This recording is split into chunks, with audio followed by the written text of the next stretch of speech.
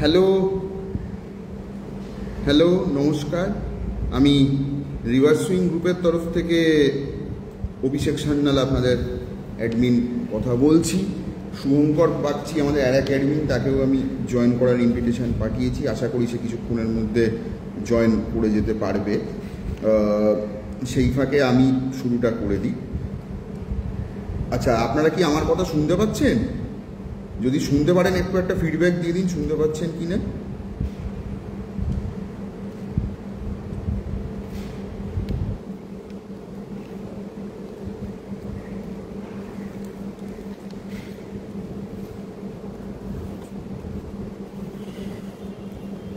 শুভঙ্কর, হ্যাঁ শুভঙ্কর বোধহয় এখনো জয়েন করতে পারেনি। যাই হোক, ঠিক আছে, আমি তাহলে শুরুটা করে দিচ্ছি। প্রথম আমাদের রিভার্স সুইং গ্রুপের হ্যাঁ, থ্যাংক ইউ সুপ্রতীক। তাহলে শোনা যাচ্ছে, তুমি ফিডব্যাকটা দিয়ে দিলে, তাহলে আমি শুরু করে দিচ্ছি এখন আজকের মতো আমাদের ফেসবুক লাইভ অনুষ্ঠান রিভার্স সুইংয়ের ক্রিকেট আড্ডা নিয়ে। এমনিতে টেস্ট ক্রিকেটে অত্যন্ত ভালো সময় যাচ্ছে। অ্যাজ আ হোল আমি ইন্ডিয়ান ক্রিকেট আমি বলবো না, টেস্ট ক্রিকেটেরই খুব ভালো সময় যাচ্ছে। কেন গত মাস দেড়েক দুয়েক ধরে আমরা ওয়ার্ল্ড টেস্ট চ্যাম্পিয়নশিপ ফাইনালে অস্ট্রেলিয়া বনাম দক্ষিণ আফ্রিকার খুব ভালো একটা খেলা দেখেছি। সেখানে দক্ষিণ আফ্রিকার চ্যাম্পিয়ন হওয়া দেখেছি। এডেন মার্করাম, টেম্বা বেপুমার লড়াইটা দেখেছি। হ্যাঁ শুভঙ্কর, তোমাকে আমি জয়েন করার জন্য ইনভাইট পাঠিয়ে দিয়েছি, তুমি ওটাকে অ্যাকসেপ্ট করে নাও।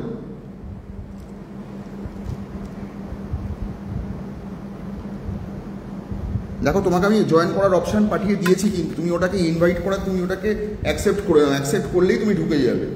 হ্যাঁ, আচ্ছা, আমরা অত্যন্ত ভালো WTC ফাইনাল দেখেছি। তারপরে আমরা এই 5টা টেস্টের সিরিজ, ভারত বনাম ইংল্যান্ডের একটা অত্যন্ত তুল্যমূল্য লড়াইয়ের একটা সিরিজ দেখেছি। একটা হাড্ডাহাড্ডি লড়াইয়ের একটা দারুণ একটা সিরিজ আমরা দেখলাম। এটা আরও টেস্ট ক্রিকেট প্রেমীদেরকে কে আনন্দ দিয়ে দিয়েছে। খুবই ভালো একটা সিরিজ হয়েছে। আচ্ছা, Shubhankar Bagchi wants to join you on video. এবারে হচ্ছে ব্রিং দেম অন ক্যামেরা। শুভঙ্করকে আমি অ্যাড করে দিই। হ্যাঁ শুভঙ্করকে এবারে আমি আশা করি শুভঙ্কর এইবারে ঢুকে যেতে পারে। হ্যাঁ, স্লাইড এই ঘরে একটু স্লো যাচ্ছে। শুভঙ্করকে আমি অ্যাডিং এ দিয়ে দিয়েছি। এবার শুভঙ্কর, তুমি ওটাকে অ্যাকসেপ্ট করলেই আমি বুঝে যাবো যে তুমি ঢুকে গেছো কিনা। আজকে বোধহয় মোস্ট প্রবাবলি আমার পুরো মুখটাই দেখা যাচ্ছে, কেন এতদিন পুরো মুখ আপনারা দেখতে পেতেন না বলে অনেক সময় ফেসবুক লাইভে বলতেন যে আধা মুখ দেখা যাচ্ছে। আজকে আমি একটু সেটিংটা পাল্টাতেই সবটা ঠিক হয়েছে। যাই হোক, আমি যে প্রসঙ্গটাতে ছিলাম সেখানেই থাকি। অত্যন্ত ভালো টেস্ট সিরিজ আমরা ভারত বনাম ইংল্যান্ডে দেখেছি। দেখার পরে মানে পরপর WTC এবং ভারত ইংল্যান্ড ধরলে 6খানা এক নাগাড়ে টেস্ট ম্যাচ মানুষ দেখেছেন। সব থেকে বড় কথা, আপনি সোনি স্পোর্টস নেটওয়ার্ক বলুন, আপনি জিও হটস্টার বলুন, বা যে কোনো প্ল্যাটফর্ম বলুন। হ্যাঁ, শুভঙ্করের কোথায় এবার জয়েন করে গেল। আপনারা যে কোনো প্ল্যাটফর্ম আপনারা দেখুন, সব প্ল্যাটফর্মেই কিন্তু মোটামুটি TRP for Test cricket is very high. হ্যাঁ, জিও হটস্টারের ভিউয়ার নিয়ে অনেকেরই অনেক সন্দেহ আছে বা কমপ্লেন আছে, তবুও 25-30 এমনকি 40 কোটি মানুষও কিন্তু খেলা দেখতে দেখেছি। এমনকি যে খেলাগুলোতে ভারত ততটা পছন্দ মতো তার ফলাফল হয়নি, সেই খেলাতেও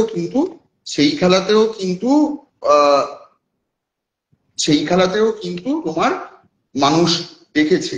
এবং যেটা নিয়ে অনেকে কথা বলছিলেন যে এই T20 ক্রিকেটের এই বাজারে, ফ্র্যাঞ্চাইজি লিগের এই বাজারে টেস্ট ক্রিকেটের কি ভবিষ্যৎ আছে, সেখানে কিন্তু একটা আবার বহুদিন বাদে টেস্ট ক্রিকেটের প্রতি মানুষের এবং সব থেকে বড় কথা কম বয়সী প্রজন্মের কিন্তু একটা আগ্রহ ফেরত এসেছে। This is very good. হ্যাঁ, তবে এইটা নিয়ে একটা অন্য ভিউ পয়েন্টও আমি যোগ করতে চাইছি, একটু সিরিয়াস ভিউ পয়েন্ট।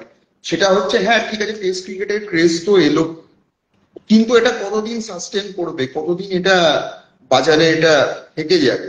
এই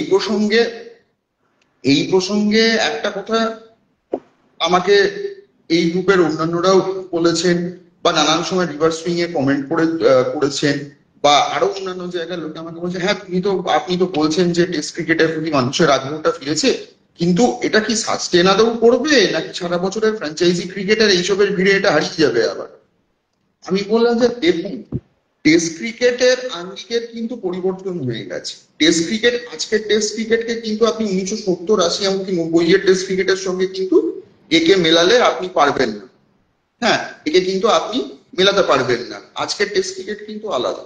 এবং আমি একটা কথা বলবো, আমি একটা এমন মানুষ যে কিন্তু তিনটে ফরম্যাটের ক্রিকেটকেই পছন্দ করি, আলাদা আলাদা কারণ। এই নয়, আমি সেই ক্যাটাগরির লোক নই যে বলে আমি টেস্ট ক্রিকেট দেখছি বলে আমি টোয়েন্টি ক্রিকেট দেখবো না। কালকে আমি একজন সিনিয়র দাদাকেও দেখলাম, উনি টি-20 ক্রিকেটকে মানে বারমুডা ক্রিকেট বলে সম্বোধন করেছে। আমি কিন্তু এই জিনিসে এইরকম বাজবিচারে কিন্তু আমি বিলিভ করি না।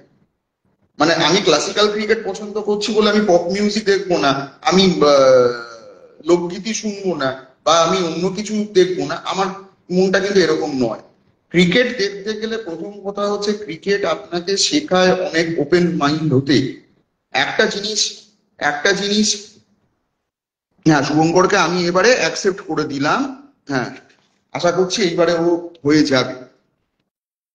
ক্রিকেট কিন্তু আপনাকে অনেক ওপেন মাইন্ড হতে শেখায়। ক্রিকেট আপনাকে অনেকটাই ওপেন মাইন্ড হতে শেখায়। কাজেই ওপেন মাইন্ডেড হতে শেখায়। কাজেই আমি আমি আমি কিন্তু শুভঙ্করকে অ্যাড করে দিয়েছি। ও এবারে ও ঢুকতে পারছে না কেন, আমি কিন্তু শুভঙ্করকে অ্যাড করে দিচ্ছি। এবারে ও ইনভিটেশনটা অ্যাকসেপ্ট করুক, তাহলে কিন্তু ও ঢুকে যাবে। আমি কিন্তু ওকে আমি অ্যাড করে দিলাম। হ্যাঁ, শুভঙ্কর একটু প্রতীকের সঙ্গে কথা বলে নাও একবার। তোমার বোধহয় টেকনিক্যাল কিছু সমস্যা হচ্ছে। তুমি একবার আমাকে শোনা সুপ্রতীকের সঙ্গে যাচ্ছে কথা কি? বলো। হ্যাঁ, তোমার ভয়েস শোনা যাচ্ছে। আমি তোমাকে দেখতে পাচ্ছি না, কিন্তু তোমার ভয়েস কিন্তু শোনা যাচ্ছে।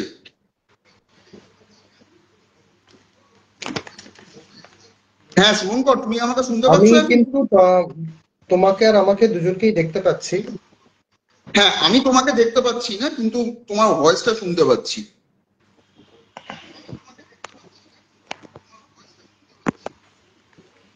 ওকে। আচ্ছা, এরপর আমি আমারটা একটু কন্টিনিউ করে নিই, তারপর আমি তোমাকে আমি ডিসকাশনে আমি জয়েন করিয়ে দিচ্ছি।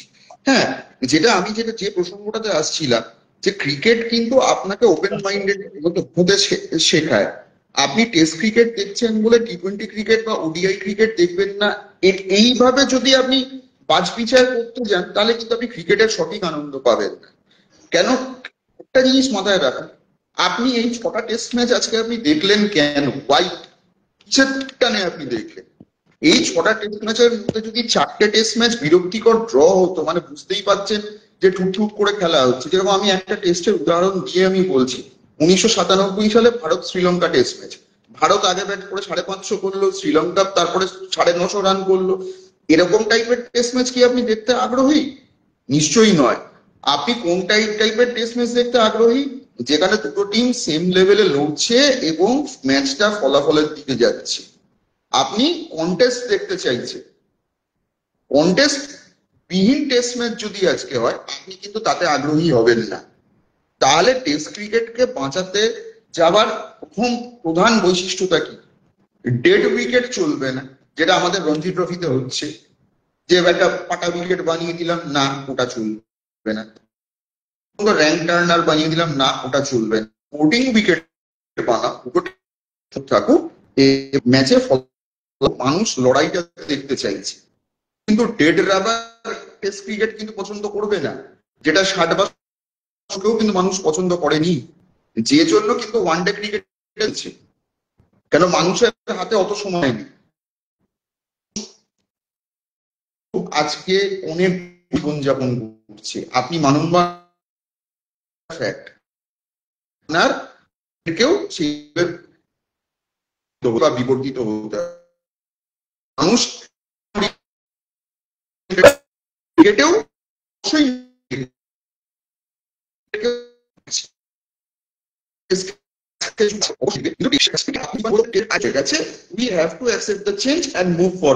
এইবার শুভঙ্কর, তোমার বক্তব্যটা তুমি এইবারে বলো।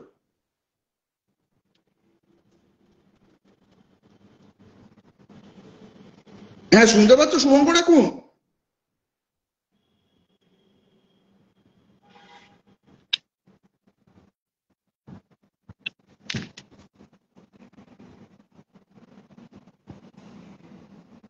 শুভঙ্কর এখন শুনতে পাচ্ছো? এই যে আবার বোধহয় কোনো কারণে যোগাযোগ বিচ্ছিন্ন হয়েছে। ঠিক আছে, আমি তাহলে আমি এগিয়ে নিয়ে যাচ্ছি জিনিসটাকে। সেটা হচ্ছে যে তোমার এবারে ভারতীয় ক্রিকেটের ভবিষ্যৎটা কোন দিকে যাচ্ছে। প্রথম হচ্ছে গৌতম গম্ভীর ভারতীয় ক্রিকেটকে একটা পরিবর্তনের দিকে নিয়ে গেছে। উনি তারকা প্রথা থেকে বা স্টার ওরিয়েন্টেড ক্রিকেটার থেকে উনি কিন্তু শিফট করছিলেন শুরু থেকে। আমি নিজে ব্যক্তিগতভাবে মনে করেছিলাম গত বছর আমরা হোম সিরিজে নিউজিল্যান্ডের কাছে 0-3 হোয়াইট ওয়াশ হই। তারপরে বর্ডার গাভাস্কার ট্রফিও আমাদের আশানুরূপ ফলাফল হয়নি, এবং বর্ডার গাভাস্কার ট্রফি চলাকালীন রবিচন্দ্রন অশ্বিনের সঙ্গেও একটা বাজে ঝামেলা হয়। বলা হয় যে এই খবর পাচার করছে ড্রেসিং রুমের বাইরে, কোনো টেকনিক্যাল এক্সপার্ট খবর পাচার করছে ড্রেসিং রুমের বাইরে, ইত্যাদি ইত্যাদি। মানে বেসিক্যালি ফলাফল ভালো না হলে তারপরে যা যা হতে পারতো খারাপ হতে পারে, সব খারাপই সেই সময় ভারতীয় ক্রিকেটে চলছিল। কিন্তু চেঞ্জটা চ্যাম্পিয়ন্স ট্রফি থেকে আসতে শুরু করে, এবং গৌতম গম্ভীর তারকা প্রথা থেকে সরে গিয়ে কিন্তু এখন আস্তে আস্তে উনি কিন্তু টিমটাকে বিল্ড আপ করছে।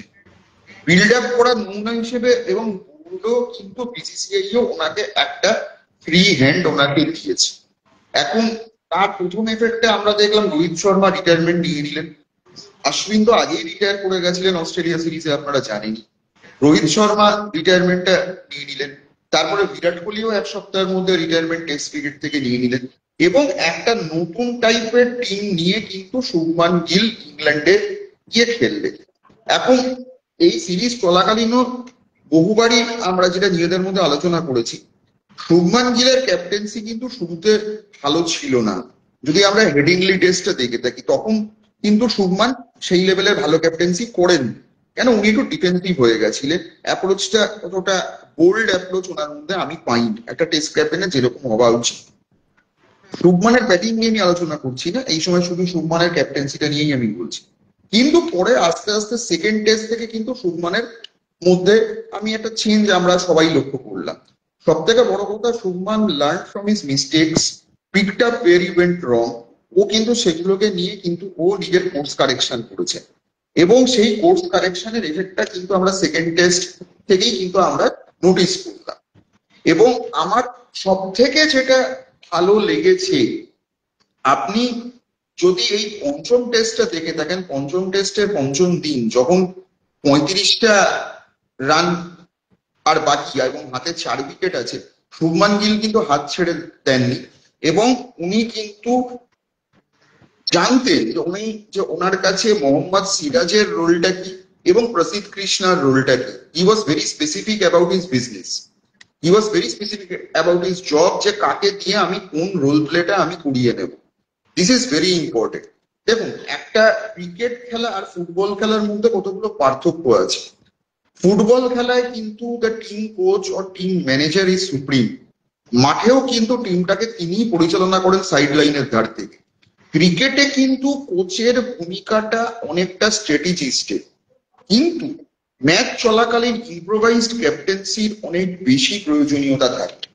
যেটা আমি আগেও বোধহয় আপনাদেরকে লাইভে আমি বলেছি যে ইমরান খানের মতো থিঙ্কিং ক্যাপ্টেন ক্রিকেট পৃথিবী খুব কম দেখেছে।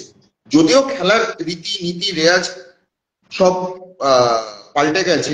হ্যাঁ, আমি দেখতে পাচ্ছি শান্তনু দাও এসছেন, শান্তনু বাবু, উনি খুব সিনিয়র আমাদের পুরনো মানে ক্রিকেট অনুরাগী এবং স্পোর্টস অনুরাগী। খুব ভালো লাগলো ওনার কাছে লাইভে দেখে।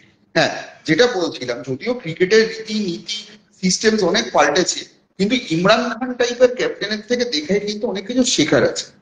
ইমরান খান 1992 এর বিশ্বকাপ ফাইনালের সময় কিন্তু ওয়াসিম আকরামকে একটা কথা বলেছিলেন, I don't care whether you bowl a wide or a no ball. I want you to bowl at your full pace and give me the wickets. এই যে এই যে আস্থাটা ওয়াসিম আকরামের ওপর উনি রেখেছিলেন, তারপরে ওয়াসিম আকরামের দুটো ওই বিশ্ববিখ্যাত কিং কোবরার ছোবল মার্কা দুটো ডেলিভারি, এবং বেনসন এন্ড হেজেস বিশ্বকাপ ইমরান খানের হাতে। এই ইতিহাস তো আমরা সবাই জানি। একটা বোলার আপনাকে ডেলিভার তখনই করবে যখন সে দেখবে ক্যাপ্টেনের তার উপরে পুরো ভরসা আছে। যেরকম প্রসিদ্ধ কৃষ্ণা, প্রসিদ্ধ কৃষ্ণা হয়তো দিনের প্রথম ওভারে একটা শর্ট বলে 4 খেলেন, পরের বলটা প্লেড অন হতে হতে পেছন দিয়ে 4 হয়ে গেল, কিন্তু উনি দেখলেন যে না, Shubman Gill is backing him up. Shubman Gill কিন্তু দুটো 4 খেয়ে গিয়ে ভয় পেয়ে ওনাকে পরিবর্তন করলেন না, এবং এই যে উনি ভয় পেয়ে প্যানিক মোডে চলে গেলেন না, আবার পরের ওভারে প্রসিদ্ধকেই আনলেন, এটা কিন্তু ইংল্যান্ডের ব্যাটসম্যানকেও কিন্তু একটু অন্যরকম ভাবিয়ে দিল। যেটা জর্জটানের ক্ষেত্রে হলো, জর্জটান কিন্তু প্রসিদ্ধ কৃষ্ণার বলের লেন্থ জাজ করতে ভুল করে কিন্তু বোল্ড হয়ে গেলেন। মানে হি was expecting a short ball, কিন্তু প্রসিদ্ধ Krishna went for a fuller length delivery. এটাই কিন্তু জর্জটানকে বিভ্রান্ত করে কিন্তু ওকে বোল্ড করে দিল। এই যে ছোট্ট ছোট্ট বিটস অ্যান্ড পিসেস গুলো, এইটাই কিন্তু ক্রিকেটের আসল বৈশিষ্ট্য, একটা ক্যাপ্টেন্সির আসল বৈশিষ্ট্য, যে আমি ক্যাপ্টেন হিসেবে আমার বোলারকে ব্যাকআপটা দেবো, ব্যাটসম্যানকে বোকা বানানোর জন্য, আমি আবার ওই টার্মটা ব্যবহার করছি, ব্যাটসম্যানকে বোকা বানানোর জন্য যে অ্যাক্টিংটা করা, যে ক্যামোফ্লেজিংটা করা, সেইটা আমি করবো। আমি একটা এমন ফিল্ড সেটিং দেবো, ব্যাটসম্যান ভাববে আরে এই তো ড্রাইভিং লেন্থে বল দেবে, আমি কোনো ড্রাইভ করি, বা আরে পরের বলটা তো শর্ট আসবে, চলো আমি মেন্টালি আগে থেকে আমি প্রিমেডিটেটেড হয়ে যাব একটা পুল খেলার জন্য কি একটা ড্রাইভ খেলার জন্য, কিন্তু বলটা আমি করবো ঠিক তার অপোজিট লেন্থে বা অপোজিট লাইনে। এইটা এই যে fooling of the batsman, outsmarting of the batsman, বা rather foxing the batsman out, এইটা কিন্তু হচ্ছে ক্রিকেট, এইটাই কিন্তু হচ্ছে ক্যাপ্টেন্সি। এবং এইটা তোমাকে এক নাগাড়ে করে যেতে হবে। তুমি একটা 4 খেতে পারো, একটা নো বল হতে পারে, একটা ক্যাচ মিস হতে পারে, একটা হোয়াইট বল হতে পারে, সবকিছু হতে পারে, কিন্তু তুমি তোমার কাজটা পেরে যাবে। এবং সিরাজ সেই কাজটাই করেছেন। সিরাজ, আমরা সবাই জানি হ্যারি ব্রুকের ওই ক্যাচ আগের দিন মিস করেছেন, পরের দিনও if I am not wrong অ্যাটকিনসনের লং অনে কিন্তু ক্যাচটি আকাশদীপ মিস করে। ইনফ্যাক্ট সেই সময় আপনারা সবাই জানেন আমি তখন দুর্গাপুরে ছিলাম। দুর্গাপুরে আমি তখন একটি ক্লায়েন্টের কাজ করতেই গেছিলাম, হোটেলে বসে তখন আমি লাঞ্চ করছিলাম রেস্টুরেন্টে। ইনফ্যাক্ট যেহেতু আমি মোবাইলে খেলাটা দেখছি দেখে ওরাই তখন টিভিতে হটস্টারটা চালিয়ে দেয় যে খেলাটা দেখানোর জন্য। আমার মানে যদি আকাশদীপ লং অনে আর একটু ডিপ পজিশনে থাকতো, Akashdeep would have easily taken that catch, কিন্তু আকাশদীপ একটু ফরওয়ার্ড পজিশনে একটু আগিয়ে থাকার জন্য কিন্তু আকাশদীপকে ব্যাকে ডাইভ দিতে হয়, যে জন্য ও ক্যাচটা নিতে পারে। কিন্তু তাতেও কিন্তু সিরাজ জমে যাননি, কেন সিরাজ জানতেন, বা আমাদের শুভমান গিল জানতেন যে 10 রানের কম মার্জিন হলেও ওই রানটা কিন্তু অ্যাটকিনসনকে তুলতে হবে, রানটা কিন্তু ক্রিস ব্রুকস তুলতে পারবেন না। ক্রিস ব্রুকস কে হাইড করবে ইংল্যান্ডের অ্যাটকিনসন। কাজী আলটিমেটলি যেটা ডিসিশনটা শুভমান গিল দিলেন, শুভমান গিল বললেন তার থেকে আমি অ্যাটকিনসনকে মারতে বাধ্য করব, কেন অ্যাটকিনসন মেরে ম্যাচটা শেষ করার চেষ্টা করবে। 6 হওয়াটা was a good sign for Indian team. অনেকে বলে এই আপনি কি বলছেন কথাটা, কিন্তু তা নয়। জিনিসটা হচ্ছে 6 হওয়াটাও স্ট্র্যাটেজিক্যালি আমাদের জন্য কিন্তু খাপে বড় হয়েছে, কেন আমরা অ্যাটকিনসনের ইন্টেন্টটা বুঝে গেলাম যে মেরে শেষ করার চেষ্টা করবে, কেন এ 1 রান 2 রানে খেলবে না, যেই এ মেরে শেষ করার চেষ্টা করবে তখন তো ও তো আনফোর্স এরার আরো বেশি করে করবে। মেরে খেলার চেষ্টা করায় কি হলো, উনি কিন্তু অ্যাটকিনসন কিন্তু সিরাজের বলের যে আর্ম যে রিস্ট পজিশন বা যে আপনার ফিঙ্গার পজিশনটা কিন্তু উনি খেয়াল করলেন না। উনি আগেই কিন্তু একটা প্রিমেডিটেটেড স্লগ শটের দিকে চলে গেলেন। যেরকম যারা ইংলিশ কমেন্ট্রিটা যারা শুনেছে তারা দেখুন হার্ষা ভোগলে কিন্তু বলছেন yes he will go for the slog, he will go for the slog. মানে আমরা কিন্তু সবাই বুঝতে পারছি উনি কিন্তু মারার জায়গায় যাবেন এবং উনি মেন্টালি কমিটেড হয়ে যাবেন মারার জন্য।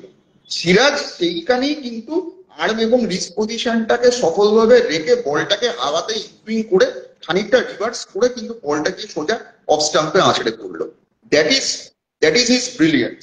এবং সেখানেই শুভমান গিলেরও ব্রিলিয়েন্স। শুভমান গিল কিন্তু পঞ্চম দিন সকালে কোনো প্যানিক করেনি। এটাই টেস্ট ক্রিকেটের ক্যাপ্টেন্সি। এটাই টেস্ট ক্রিকেট কেন বলবো, এটাই যে কোনো রকমের ক্রিকেটে এটাই কিন্তু ভালো ক্যাপ্টেন্সি। যেটা যে ধরনের ক্যাপ্টেন্সি আমরা রোহিত শর্মাকে ঠিক 1 বছর আগে টি-20 ওয়ার্ল্ড কাপ ফাইনালে করতে দেখেছি। এটাই হচ্ছে ক্যাপ্টেন্সির beauty. Gautam Gambhir GG is making a very strong team for the future. এটা আমি বলছি না, এটা খোদ গ্রেগ চ্যাপেল বলেছেন। হ্যাঁ, গ্রেগ চ্যাপেলের সব রকম দর্শনের আমি সমর্থক নই, এবং সৌরভ গাঙ্গুলির ইস্যুতে আমি সেই সময়ও চরম বিরোধিতা করেছিলাম, আজকেও সেই ইস্যু নিয়ে আমি ওনার চরম বিরোধিতা করি। কিন্তু গ্রেগ চ্যাপেলের ক্রিকেট প্রজ্ঞাকে অস্বীকার করা যায়। গ্রেগ চ্যাপেলের ক্রিকেট প্রজ্ঞাকে শ্রদ্ধা করতে হয় অনেক কারণের জন্য। যদি আপনি একটা ভালো ফলোয়ার অফ দ্য গেম হন, আপনাকে you have to follow his cricket knowledge, মানে ইউ ক্যানট ইগনোর দ্যাট। এটা হচ্ছে মেন কথা। এখন জিজি ফিউচারের জন্য একটা স্ট্রং টিম বিল্ড আপ করছেন, ভালো, এবং BCCI is backing him up for the future. একটা লং টার্ম ইনভেস্টমেন্টে উনি যাচ্ছেন, যেখানে মোটামুটি মোরললেস ইয়াং প্লেয়ারকে উনি রাখছেন, এবং তার মধ্যে কিছু experience players like Jadeja, like সিরাজকেও আমি এখন এক্সপিরিয়েন্সই বলবো, সিরাজও কিছু ইনএক্সপিরিয়েন্স বোলার আর নেই, উনিও সিনিয়র ক্যাটাগরিতেই এসে গেছে। চোটাঘাত সামলালে বুমরাও যথেষ্ট এখনো কার্যকরী ভূমিকা নিতে পারেন। আমার মনে হয় হোম সিরিজে বুমরাকেও আপনারা অনেক বেশি কার্যকরী ভূমিকায় দেখবেন, কেননা হোম সিরিজে যেটা ঘটবে, সিরাজের যে ন্যাচারাল মুভমেন্ট পাওয়াটা হোম সিরিজে কিন্তু সিরাজ সেটা পাবেন না। সেখানে কিন্তু ওয়ার্ন আউট উইকেটে কিন্তু বুমরা অনেক বেশি কার্যকরী হবে, যে জন্য অনেকে বুমরাকে ওয়ার্কলোড কেন নিয়েছেন ইত্যাদি অনেক প্রাক্তন ক্রিকেটার অনেক কিছু বলেছেন। দেখুন, আমি কোনো প্রাক্তন ক্রিকেটারকেই আমি ডিসরেসপেক্ট করতে চাই না, সুনীল গাভাস্কারকে ডিসরেসপেক্ট করার স্পর্ধা আমার নেই, উনি মানে প্রণম্য ব্যক্তি। কিন্তু তাহলেও আমি একটা কথা বলবো, আমার কাছে কালকে টেলিগ্রাফ থেকে একটা খুব ইন্টারেস্টিং স্ট্যাটিস্টিক্স এসেছিল, যে which is what discussing here. সেটা হচ্ছে বুমরার ডেবিউ হয় 2016 সালে, এবং 2016 সাল থেকে আজ অব্দি বুমরা কিন্তু কোনো বছরেই কিন্তু 100% অফ হিজ ম্যাচেস উনি খেলেন। মানে খুব ম্যাক্সিমাম হলে টেস্ট, ওডিআই, টি20 সব মিলে উনি 60 to 70% অফ দ্য ম্যাচেসই উনি খেলতেন। উনি কোনো সময় কিন্তু ফুল ম্যাচেস উনি খেলেননি। এবং অনেকেই যেটা ভুলে যাচ্ছেন, 2022 সালে কিন্তু বুমরা 1 বছরের জন্য ক্রিকেট থেকে সরেও গিয়েছিলেন ওনার ইনজুরির জন্য। এবং কতগুলো বায়োমেকানিক্সকে যদি আমি খেয়াল রাখি, বুমরা নিজের ওই 140+ পেসটা জেনারেট করেন কিন্তু স্রেফ নিজের অ্যাকশনটা কি, আপনারা এটা খেয়াল করে দেখবেন, বুমরার রান আপ কিন্তু অতটা নয়। এখন বুমরার ইউএসপিটা হচ্ছে ওনার অ্যাকশন, এবং ওনার সব থেকে বড় উইক পয়েন্টটাও ওনার অ্যাকশন। কেন, ওই যে অ্যাকশন থেকে উনি 140, 42, 45 স্পিডটা উনি জেনারেট করছেন, লাইনটা জেনারেট করছেন, এর ফলে কিন্তু ওনার শারীরিক ক্ষতি হওয়ার সম্ভাবনাটাও প্রবল থেকে যায়, কেন পাওয়ারটাই তো অ্যাকশন থেকে আসছে।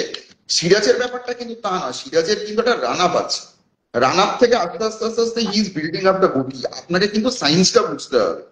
আপনি যদি সায়েন্সটা না বোঝেন, আপনি যদি বিজ্ঞানটাকে না না বোঝেন খেলার পেছনে, তাহলে কিন্তু জিনিসটা একটা হাফ হার্টেড ডিসকাশন হয়ে যায়। শুধু আবেগ দিয়ে স্পোর্টস হয় না, আপনাকে কিন্তু বায়োমেকানিক্সটা আজকের দিনে বুঝতেই হবে, যে একটা প্লেয়ারের ছোটাঘাতটা আসছে কেন।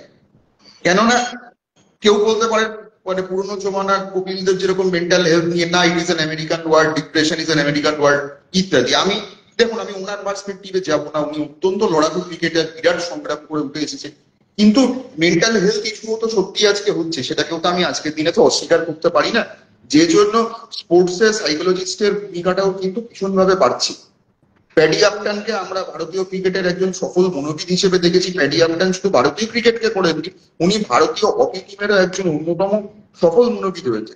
এখন আজকের যুগে আমার এদেরকে লাগছে কেন, কেন it's an increasingly competitive world which we are living in. আজকের জেনারেশনের, দেখুন আজকের জেনারেশনের ভালোও আছে, খারাপও আছে। খারাপের মধ্যে একটা বড় ব্যাপার হচ্ছে আমরা একটা ইনডিসিপ্লিন লাইফ লিড। আমি অস্বীকার করবো না, আমি নিজেও আমার কম বয়স হলেও আমি এটা বলছি, আমরা একটা ইনডিসিপ্লিন লাইফ লিড করি অনেক সময়, যার জন্য যেটা কিন্তু অনেক সময় আমাদের মেন্টাল হেলথকেও ক্ষতিগ্রস্ত করে। কিন্তু এর মধ্যে অনেকগুলো কারণ আছে। আজকের ওয়ার্কিং এনভায়রনমেন্ট কিন্তু পাল্টে গেছে। লোকে আজকে ওয়ার্ক ফ্রম হোমে ঘন্টার পর ঘন্টা হয়তো ল্যাপটপের সামনে থেকে কাজ করছে। এখন আগে তো সেটা ছিল না, আগে আপনার একটা office time, normal office time ছিল বা এই ছিল, কিন্তু সেই ওয়ার্কিং কনসেপ্ট আজকে পাল্টে গেছে। উইকেন্ডেও প্রবল কাজ হচ্ছে, আপনি মানে আইটি সেক্টর টাইপ লাইফ হয়ে গেছে মানুষের, সেটাও এখন this things are taking a toll. এখন সেখানেও আপনার চাকরি থাকবে কি থাকবে না, ঠিক তেমনি স্পোর্টসও তাই। আমার টিমে আমার জায়গাটা হবে কি হবে না, আমি আইপিএল এ আমার অকশনে সিলেকশন হবে কি হবে না, ট্রায়ালে চান্স পাবো কি পাবো না, বা অকশনে গেলেও আমার সেই দামটা আমি পাবো কি পাবো না, এগুলো মিনি হ্যাজার্ড থাকতে আছে।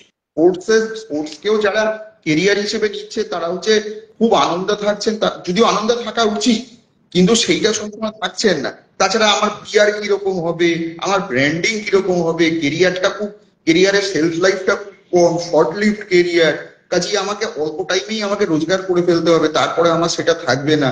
কাজে এগুলো অনেকগুলো ইস্যুস আছে, আপনি এটাকে তো আপনি অস্বীকার করতে পারেন না।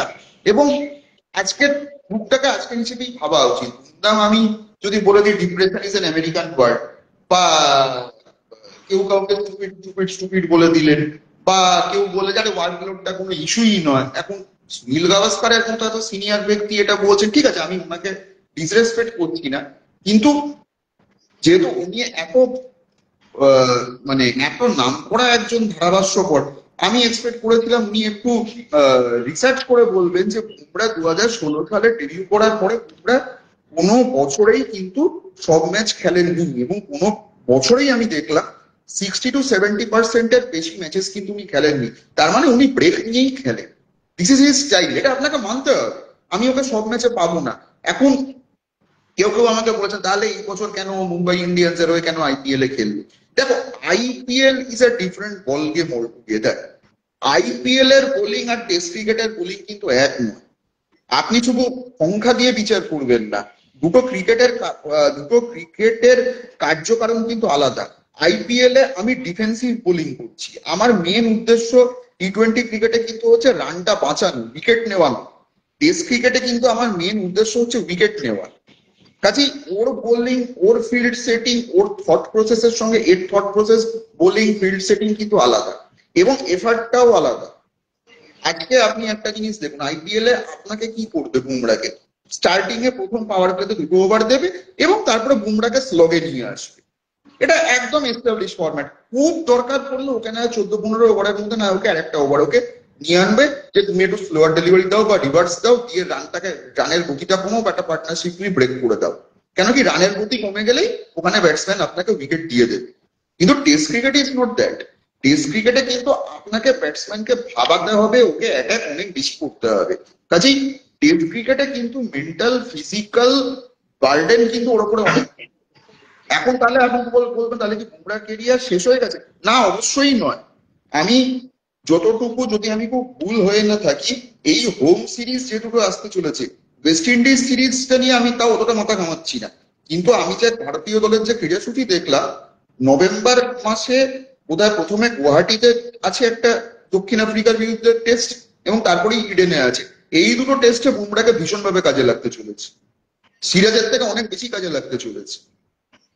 কেননা বুমরার ভ্যারিয়েশন, বুমরার সব থেকে বড় স্ট্রেংথ হচ্ছে বুমরার ভ্যারিয়েশন বোলিং। বুমরাকে আমাকে বাঁচিয়ে ইউজ করতে হবে। যারা আজকে বলছেন, যারা আজকে ওভালে এই পারফরমেন্স থেকে যারা বুমরাকে ভুলে যেতে শুরু করেছে, মানে আমি ঠিক তাদের ক্রিকেট দর্শনের সঙ্গে আমি একমত নই। এবং আশা করব প্রাক্তন ক্রিকেটার যারা এখন ধারাভাষ্যকার বা টিভি এক্সপার্ট, তারাও এই বিতর্কে এইভাবে ইন্ধনটা দেবেন না, কেন it doesn't look decent and dignified. কেন একটা জিনিস হচ্ছে, আমি বরাবরই আমি দেখেছি, বিদেশি মিডিয়া বা বিদেশি এক্সপার্টরা কিন্তু তাদের টিমকে ডিফেন্ড করে। আমাদের দেখুন, সেটাও কিন্তু একটা সাইকোলজির অঙ্গ। আপনি মানে সিরিজ শুরু হওয়ার আগে থেকেই কিন্তু আপনি যদি বিদেশে করতে চান, বিদেশি মিডিয়াই কিন্তু আপনার এগেনস্টে আগে ব্যাটেলটা শুরু করে দেয়। আমরা কিন্তু সেটা করতে পারি না। সেলফ ক্রিটিসিজম দরকার, আমি মিস্টার গাভাস্কার কাছে বলছি, আমি অত্যন্ত শ্রদ্ধা করি, কিন্তু আরে আপনাকেও তো আপনার টিমটাকে তো ব্যাকআপটা দিতে হবে, সেটাও তো একটা মেন কথা। সেটাও একটা, আপনার কথাবার্তা অবশ্যই যুক্তিযুক্ত আছে, সবই ঠিক আছে, কিন্তু তাই বলে এটা বলে দেবা যে ওয়ার্কলোড ম্যানেজমেন্ট বলে কিছু নেই, কেন এইভাবে করেছে, এই সময় 155 ওভার বল করেছে, এইভাবে দেখে লাভ নেই।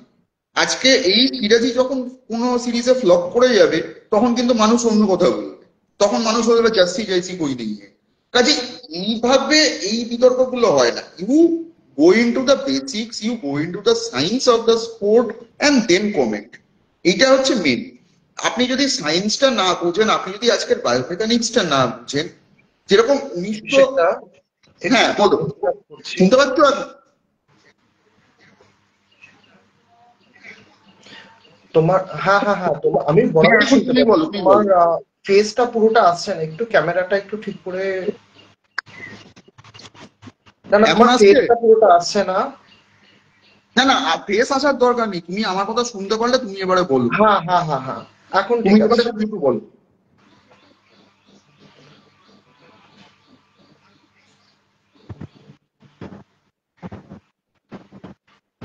হ্যাঁ, যেটা বলছিলাম অভিষেক দা, তুমি যেই পয়েন্ট গুলো বললে আমার প্রচন্ড ভ্যালিড পয়েন্ট লাগলো।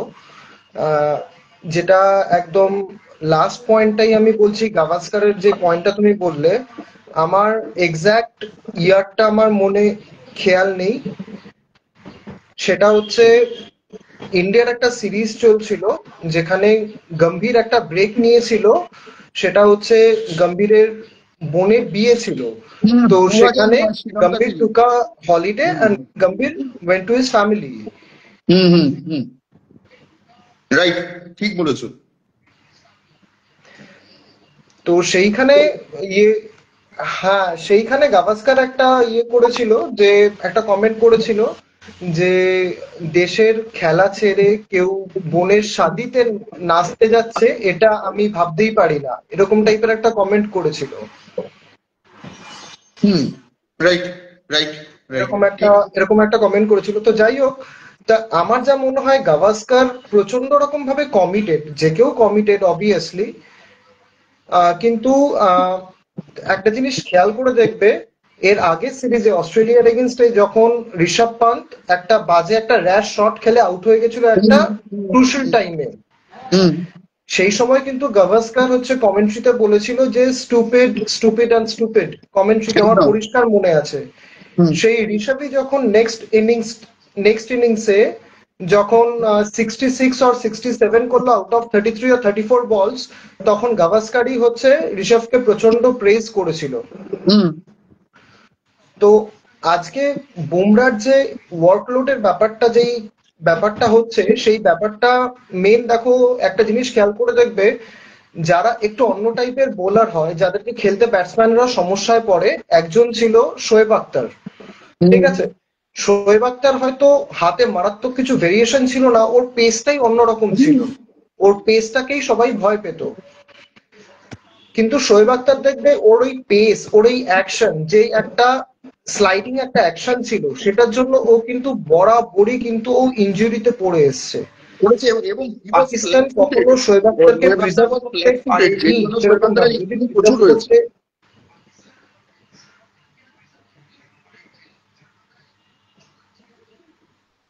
হ্যাঁ, তো কখনো কিন্তু সেইভাবে প্রিজার্ভ করতে পারেনি। যদি সেইভাবে প্রিজার্ভ করতে পারতো, তাহলে কিন্তু শোয়েব আক্তার আরো দূরে যেত।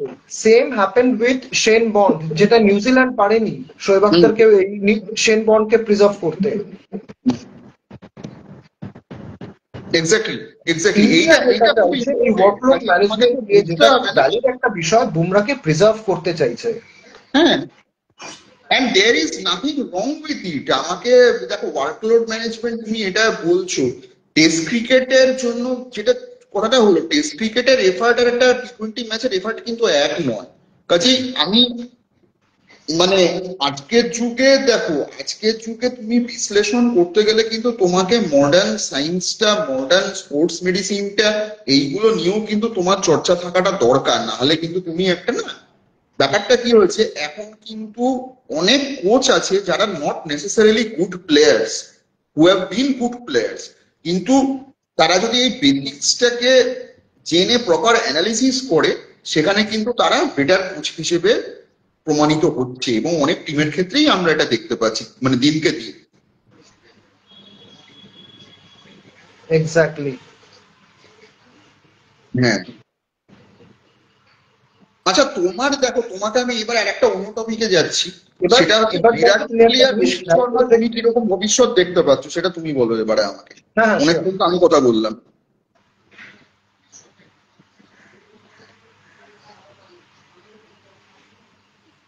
ভবিষ্যৎ যেটা দেখতে পাচ্ছি, দেখো আমার তো সেই লেভেল অফ এক্সপার্টাইজ নেই, হুম তবে আমি যেটা দেখতে পাচ্ছি যে গম্ভীরের যেটা ভিশন, গম্ভীর একটা স্টেটমেন্ট দিয়েছিল যে I want to build such a team, যেটা কিনা দরকার হলে 6টা সেশন ব্যাট করে চালিয়ে দিতে পারবে, কাটিয়ে দিতে পারবে ড্র করার দরকার হলে।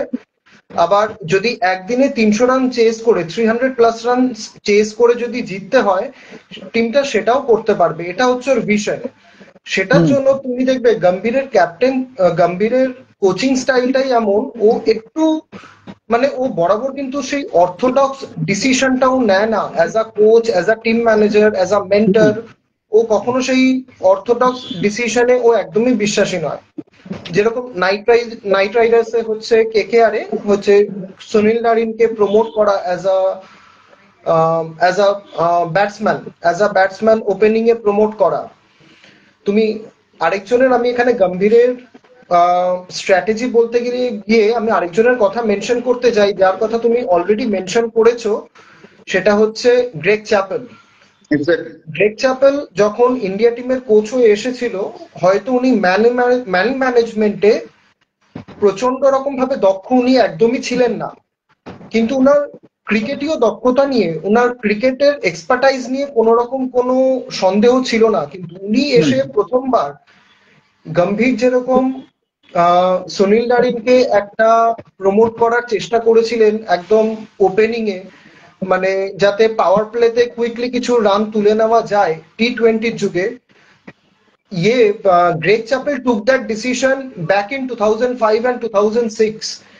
ইডেনে ইরফান পাঠান প্রথম ওপেন করতে নেমেছিল, অস্ট্রেলিয়ার এগেনস্টে ইরফান পাঠান ওপেন করতে নেমেছিল, সাউথ আফ্রিকার সেম এগেইনস্টে একটা করেছিল। অ্যাপ্রোচ।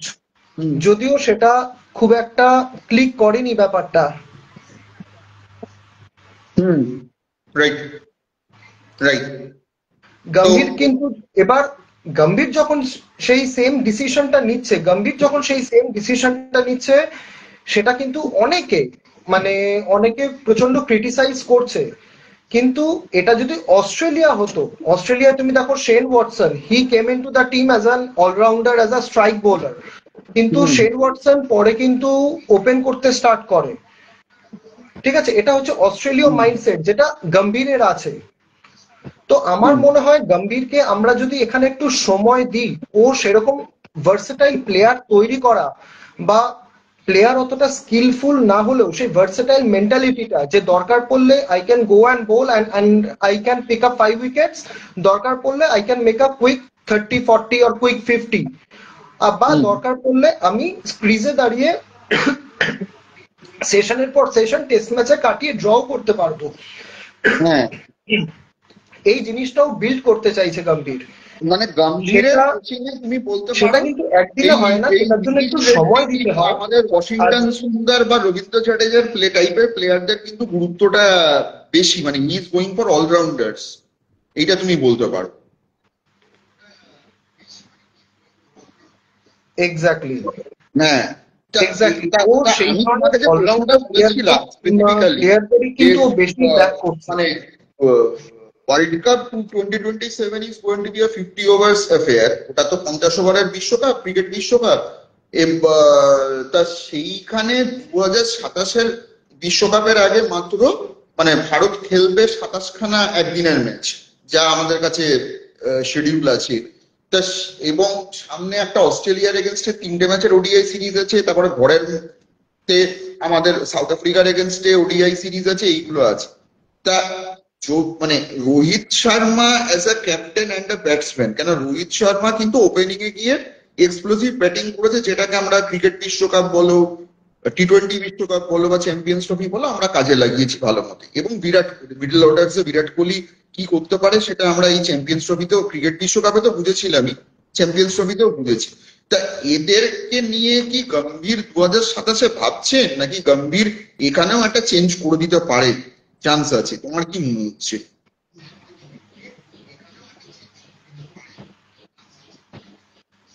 আমার মনে হয় না গম্ভীর এদেরকে নিয়ে ভাবছে, রোহিত শর্মা, বিরাট কোহলি এদেরকে নিয়ে ভাবছে বলে আমার খুব একটা মনে হয় না।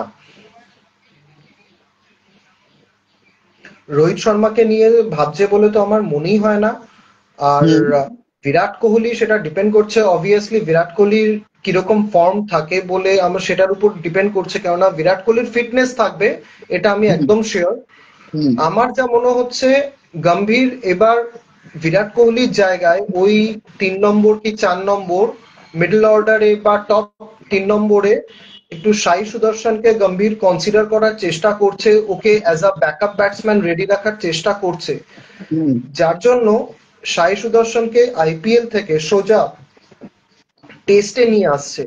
কারণ হুম আইপিএল এ তো বেশিক্ষণ ব্যাট করতে হয় না, 50 ওভারের হুম ক্রিকেটে তোমাকে একটুখানি ক্রিজে থাকার একটা ব্যাপার থাকে, তাই না? হুম তো হুম স- আমার যা মনে হচ্ছে 2027-এর ওয়ার্ল্ড কাপের জন্য গম্ভীর সাই সুদর্শনকে একটা ব্যাকআপ হিসাবে ভাবছে, যার হুম জন্য সোজা আইপিএল থেকে ওকে টেস্টে নিয়ে চলে এসেছে, তাও হচ্ছে ইংল্যান্ডে, হুম যাতে একটু ক্রিজে ও তৈরি থাকার হয়। একটা মেন্টালিটি সাই হুম সুদর্শন হচ্ছে ডেভেলপ করতে পারে, হুম যেটা কিনা যেটা কিনা will ultimately benefit India in 2027 world cup. এটা আমার যেটা মনে হচ্ছে, যার হ্যাঁ, জন্যই সাই সুদর্শনকে একটুখানি চান্স দিচ্ছে। দিচ্ছে দিচ্ছে এবং শ্রেয়াস আইয়ার তো মিডল অর্ডারে ভালো আছেই, কেন যেই ডোমেস্টিক সিজন আসবে তখন শ্রেয়াস আইয়ার অটোমেটিক চলে আসবেই। তবে একটা ইস্যু হচ্ছে যেটা আমার নিজের মনে হয়েছিল, সেটা হচ্ছে রোহিত শর্মা ওপেনিং এ যে ইম্প্যাক্টটা দিয়ে দিতে পারে, যে ডেডলি ইম্প্যাক্টটা, সেইটা ওরকম রিস্ক নিয়ে কি যশস্বী জয়সওয়াল ওরকম রিস্ক নেবে কি নেবে না, সেটা একটা ব্যাপার আছে। কারণ রোহিত শর্মা আফটার অল জানে যে এটাই আমার লাস্ট ওডিআই হতে পারে, এর বাইরে তো আর 27-এর পর তো এমনিও আমার কেরিয়ার যাবে না। কাজে ও হয়তো রিস্ক নিয়ে খেলবে, কিন্তু যশস্বী জয়সওয়াল হয়তো ওপেনিং এ গেলেও ওই রিস্কটা হয়তো নেবে না খেলার জন্য। কারণ রোহিত শর্মাটা 20-25টা ফার্স্ট রানও একটা ইম্প্যাক্ট করে দিতে পারে, 10 বলে 25 করলেও সেটাও একটা ইম্প্যাক্ট করে দিতে পারে।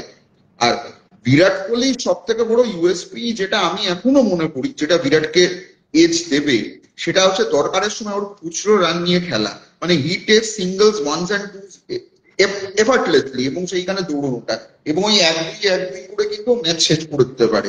সেই টাইপের প্লেয়ার কে কিন্তু ওয়ান ডে তে দরকার। এটা টি-20 ক্রিকেট হলে আমি অন্য কথা বলতাম হয়তো, কিন্তু ওডিআই তে 50 ক্রিকেটে ওকে এখনো দরকার আছে, এটা আমি হুম। ব্যক্তিগতভাবে মনে করি।